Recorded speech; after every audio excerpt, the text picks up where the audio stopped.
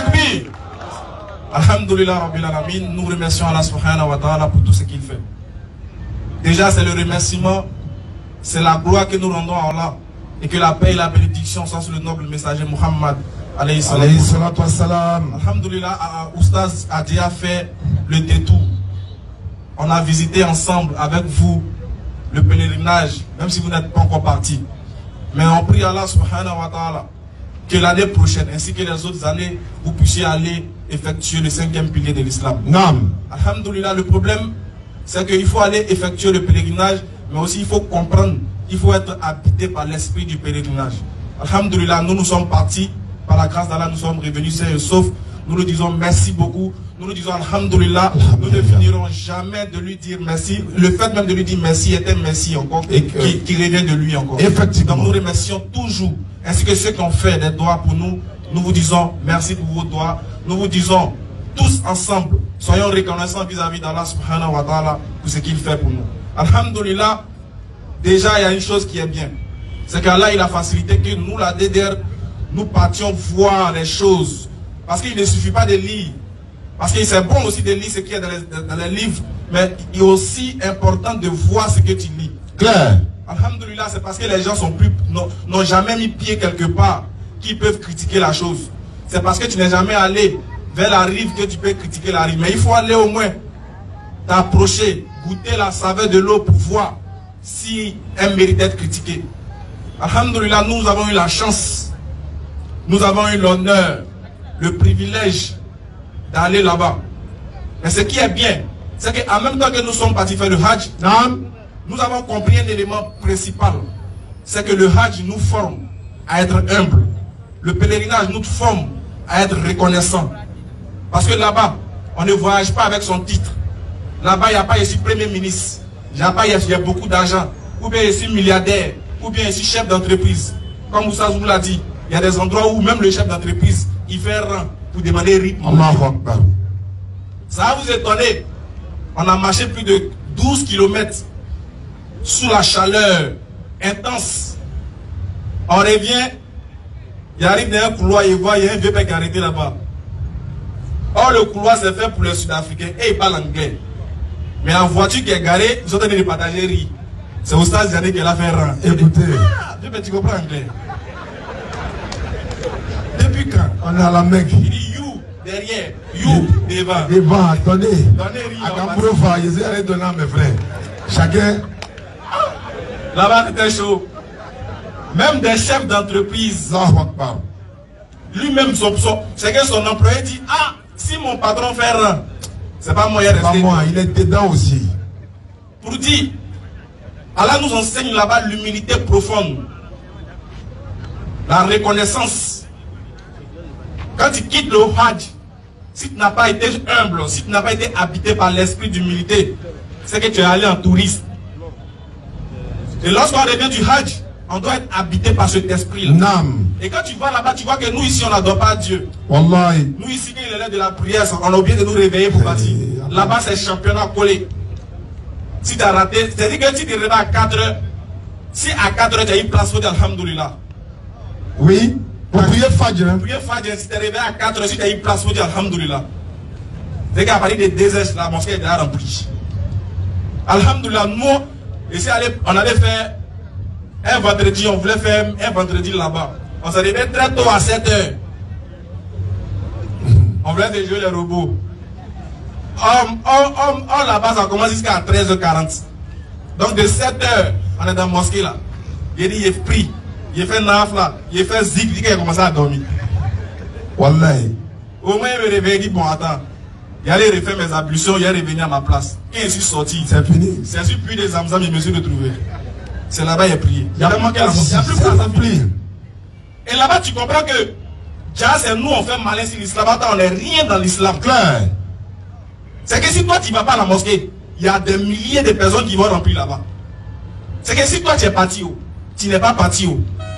On n'a même pas senti que tu es là même. C'est-à-dire, tu es là-haut, tu n'es pas là-haut. C'est comme si... Mais qu'est-ce que c'est? Tu n'es pas là, ça.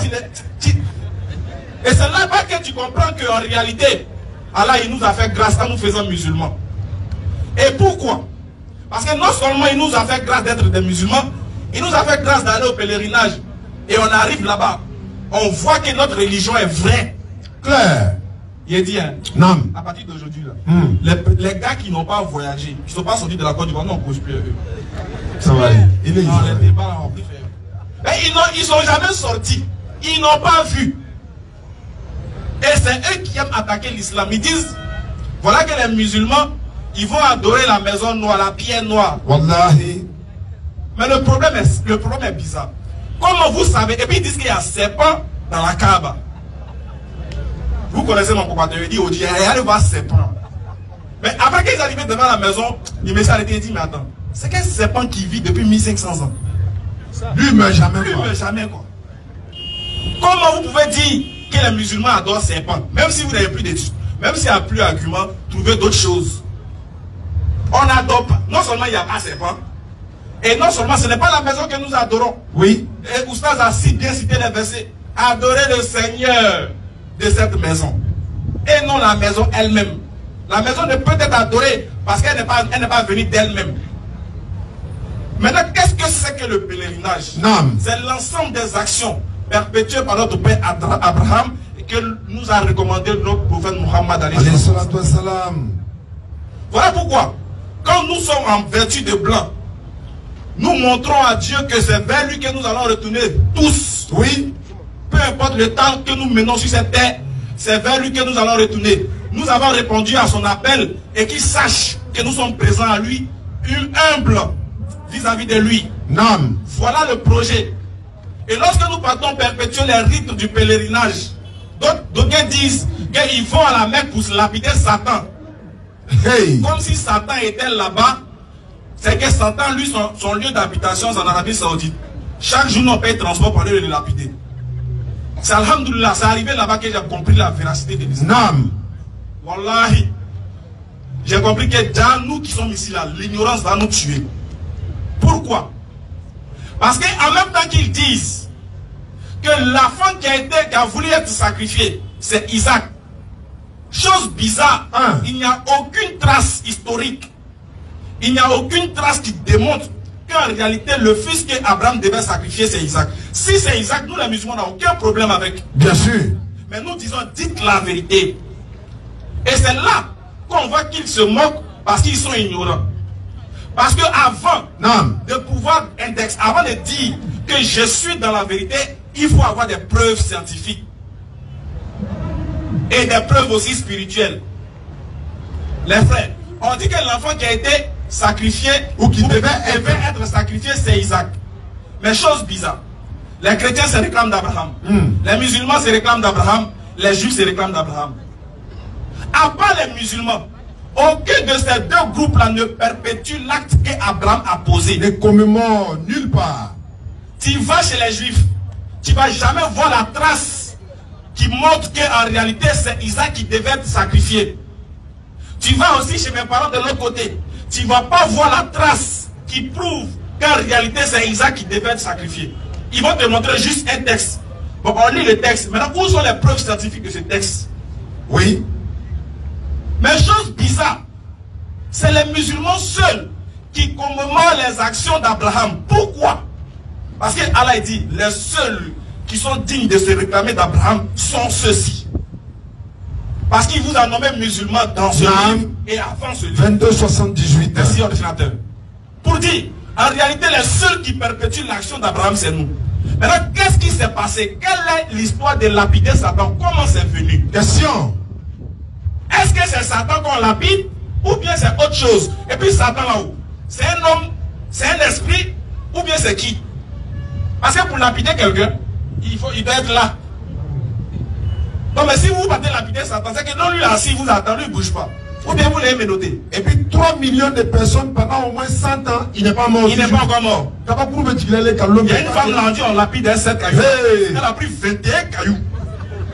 On dit la vérité, elle dit non, elle a trop fière. Elle a tout lancé.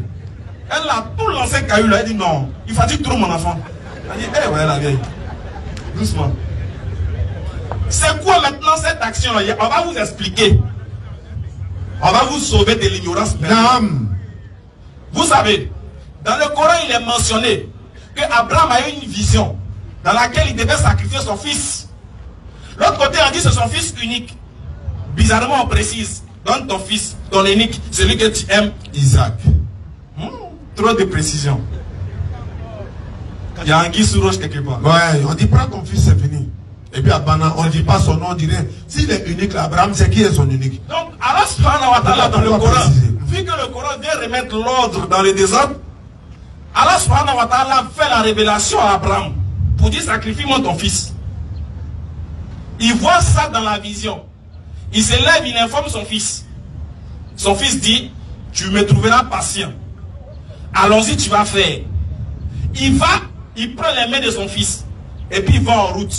Comme nous aussi on partait en route. Arrivé sur la route, il a demandé à l'imam, il dit, imam, on va où? Il dit, on s'en va lapider Satan. Il dit, voilà, quand tu as fait les Satan, ça va finir aujourd'hui là. Imam, il faut m'expliquer, c'est Satan, ça va lapider. Au pied, c'est qui? Mais moi, il ne va pas le croiser. La main a trop de problèmes, il ne va pas croiser Satan. Il dit, voilà, alhamdoulilah, que Allah vous a envoyé au pèlerinage. Vous allez aider les gens. En fait, c'est un appui de langage. Mais en réalité, voilà ce que les exégètes disent, les tafassirs disent. Lorsque Abraham va prendre les mains de son fils, allant pour l'immoler, le diable va venir sous la forme humaine d'un vieillard. Ah, quand il dit sous la forme humaine comme ça, il dit, ah, les parents de l'autre côté là-bas se frottent les mains. Vous voyez ici, Satan est venu sous forme. C'est que Dieu aussi. Voilà. Tout près n'est pas long là-bas. Voilà. Donc pour eux, l'ange Gabriel vient sous la forme humaine. Satan aussi vient sous la forme humaine. Dieu aussi va venir sous forme humaine. Quoi respect? Il n'y a pas de respect. Il n'y a plus de respect. Et puis imagine les trois se croisent. Voilà, imagine. Tout le monde est homme. Mais il vient à vous, ne vous pressez pas. Avec qui? Moi je dis Dieu. Ah non, moi je dis Satan. Qui est derrière là? C'est Gabriel qui est là. Mais pour la même taille là, on est dans le même. Tu vois. C'est comme pour ça, vous me ressemblez. Mais qu'est-ce qu'il y a? Imagine Dieu, Satan, tout le monde s'est confondu dans la chair humaine. Du coup, ils sont tous garçons. Bizarrement. Il n'y a jamais sous forme féminine dedans.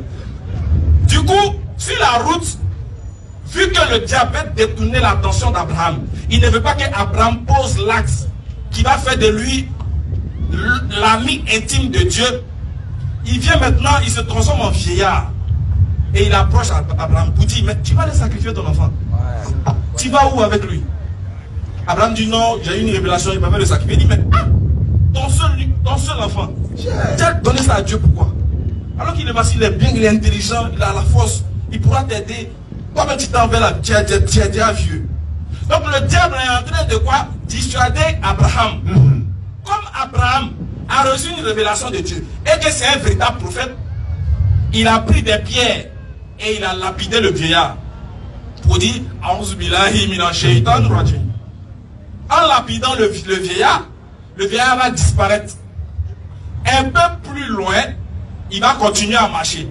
Cette fois-ci, le diable va se transformer en un autre homme, moins que le vieux. C'est-à-dire, ça serait un jeune. Cette fois-ci, bon, un monsieur qui n'est pas trop vieux. Il va le rencontrer encore. Pour lui dire, mais, doyen, où tu vas? Il dit, je vais sacrifier mon fils. Il dit, mais, vous n'avez rien comme ça. Donc, c'est-à-dire, il se présente à lui pour une deuxième fois, pour le mettre en doute, pour dire, mais, si un vieux apparaît, vous dites, c'est un jeune qui me parle. Ce qu'il a fait là, c'est sérieux. Pour faire douter la foi d'Abraham. Donc, sur 3 fois, c'est-à-dire que 3 fois le diable va lui apparaître, et 3 fois il va résister au diable en le lapidant. C'est comme le philomène, quoi. Voilà. Il y a un qui te parle ici. Après, il y a un autre qui l'autre te parle, l'autre là. Et puis, tu as Fanny Petit Kata. Quand tu colles toutes les images, tu dis, ma grand, c'est la vérité. 3 personnes ont parlé même parole. On dit, ma grand-mère veut me tuer. Donc, il est rêvé 3 fois même chose là. C'est que tu as dit. Donc, c'est l'action. C'est après avoir lapidé le 3e, qu'en réalité, Abraham a commencé à pleurer la miséricorde d'Allah pour dire de l'éloigner du diable. Et après, arrivé devant, vous voyez maintenant l'autel sur lequel il a voulu sacrifier son fils. Maintenant, qu'est-ce que nous les musulmans ont fait? Vu que nous sommes ceux-là qui se réclament d'Abraham, on ne fait que répéter, commémorer, imiter l'action d'Abraham qui a lapidé le diable apparu sous forme d'un humain lorsqu'il devait aller sacrifier son fils. Le lieu là où le diable a apparu là, ils ont fait ça en mur et puis ils ont mis gravier dessus pour que lorsqu'on lapide, ça ne revient pas vers nous. C'est tout. Atakbir. Non. Vu que le diable a apparu dans ces 3 coins là, ils ont marqué ces 3 coins par des stèles. C'est marqué comme ça. Tu vois, et ici, après, devant, tu vois, après, ainsi de suite. En fait, 7. Quand il lapide 7, le prophète nous a dit de lapider, de prendre 7 pierres pour lapider. Bismillah, Allahu Akbar. C'est pas qu'on a lapidé Satan. Nous sommes en train de commémorer l'action d'Abraham qui a lui lapidé Satan dans le lieu où nous sommes trouvés. C'est pas Satan. Et puis le coin même c'est climatisé. Comment ça? Satan qui doit aller en enfer est climatisé. L'enfer depuis à nouveau courant ça la pour comme ça. Quand même. Donc c'est pas Satan on lapide, pas qu'il est assis là-bas. Mais c'est un acte spirituel que nous posons. Et c'est divin. On suit l'action d'Abraham. Vous, comme vous n'avez pas de rapport avec Abraham, voilà pourquoi vous pensez que c'est Satan qui est assis en Arabie Saoudite et on le lapide. Ça n'a rien à voir. Maintenant, chose bizarre, lorsque vous dépassez ces 3 endroits, tout droit, en allant vers la Mecque, vous trouvez l'autel où l'enfant devait être sacrifié. Question que je me pose, pourquoi c'est pas en Israël? Merci. C'est à Mina, ça se trouve. C'est bizarre. Hein? Pourquoi l'autel, jusqu'à aujourd'hui, c'est là? Pourquoi c'est pas ailleurs? Et puis ça est en Arabie Saoudite, surtout dans le désert. Pourquoi? Que faisait Abraham là-bas? Il était allé derrière Isaac en Arabie Saoudite. Répondez-nous. Dans le désert de Paran, là, il était allé derrière Isaac. Arrêtez, même si c'est Ismaël, Isaac, arrêtez. Il était allé vers qui? Vers Ismaël. Parce que c'est Ismaël qui habitait dans le désert de Paran. C'est lui et Ismaël, selon le Coran, qui ont levé les assises de la maison qui est la Kaaba. Maintenant, comment se fait-il que l'autel de l'immolation se trouve là-bas? Les gars, ils nous ont caché la vérité. Hein. Aujourd'hui, là, nos yeux sont déjà. On est hier jusqu'à Yapares. On voit clair dans tout. L'homme qui a laissé l'islam pour aller ailleurs, tu as quitté VIP pour aller dans Nyama Nyama. C'est clair. Voilà pourquoi nous disons l'action qui devait amener l'humanité tout entière à reconnaître Abraham comme un véritable prophète, à reconnaître Abraham comme le père de la multitude des nations, c'est bel et bien cette action-là que les musulmans commémorent. Et les seuls à se réclamer de la religion d'Abraham, c'est bien les musulmans. Alors, nous disons, si nous pratiquons la religion d'Abraham et que nous savons que la religion d'Abraham ne peut qu'être une religion droite, guidant les êtres humains des ténèbres à la lumière, alors autre religion ou bien autre direction nous mène où? En enfer. Quiconque n'est pas musulman, quiconque n'atteste pas qu'il n'y a aucune divinité qu'Allah et que Muhammad est son messager, il ne faut pas mourir. Il ne faut pas mourir. Si tu meurs, tu verras. Voilà pourquoi nous sommes venus pour vous dire, soyez tranquilles dans votre foi musulmane. Dormez en paix. Soyez fiers. En tout cas, faites des efforts pour devenir meilleurs. Mais n'acceptez jamais une autre religion en dehors de l'islam. Même si on vous donne le monde et son contenu, même si on vous donne les plus grosses femmes du monde, mais nous on aime ça ou là, même si on vous donne les plus skinny du monde, beaucoup d'argent, il ne faut jamais laisser pour l'islam. Là, tu prends, tu bouffes, et puis après tu t'en prier. Ne laissez jamais l'islam pour rien au monde. Non. Que l'islam soit votre dernière parole. La ilaha illallah Muhammad Rasulullah.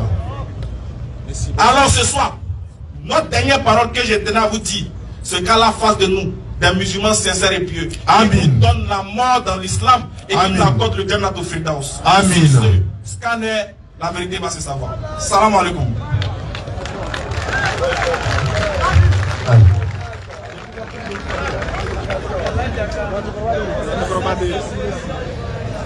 Voilà qui est bien dit.